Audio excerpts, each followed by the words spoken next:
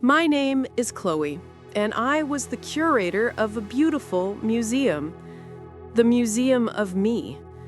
My life was a collection of perfect exhibits, carefully arranged for an unseen audience. My mornings were not for enjoying coffee, they were for photographing it. 50 shots to capture one perfect casual moment. My walks were not for exploring, they were for finding the perfect backdrop for a spontaneous laugh. I was a ghost in my own life, a director on a film set where I was the only actor. After each post, I felt a brief flash of validation. It was quickly followed by a familiar, gnawing anxiety. The endless scroll, the constant comparison, a silent poison. The only authentic thing I owned was a vintage film camera, a gift from my grandfather. One day, it broke. My search for a repairman led me to a tiny, cluttered workshop on a forgotten street. It was run by an old, quiet man named Mr. Alistair. His shop was the opposite of my world. It was chaotic, dusty, real. I left my camera with him. He said it would take a few days. "I need to check the camera's soul," he said. The phrase was strange. It stayed with me.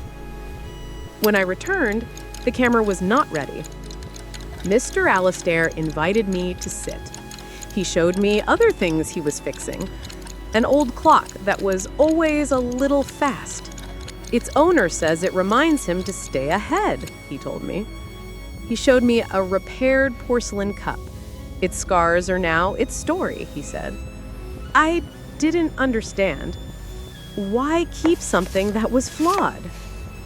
Then Mr. Alistair pulled out an old, faded photograph. It showed a young woman laughing with such joy that her face was a blur. "This is my wife," he said warmly.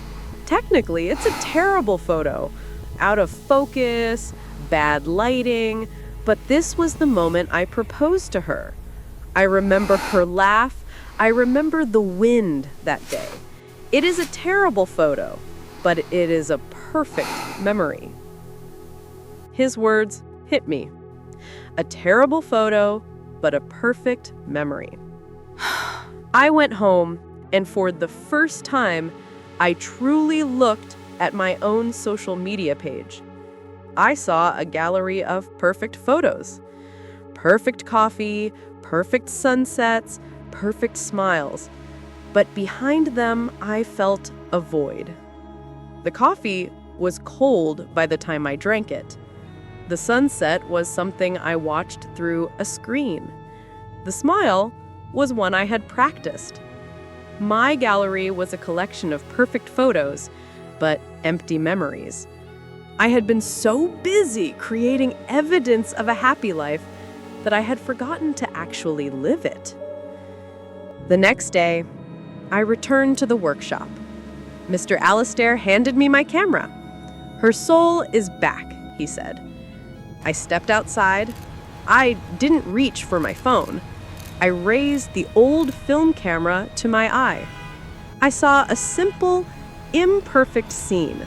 A pigeon drinking from a puddle that reflected the sky. I took a single shot.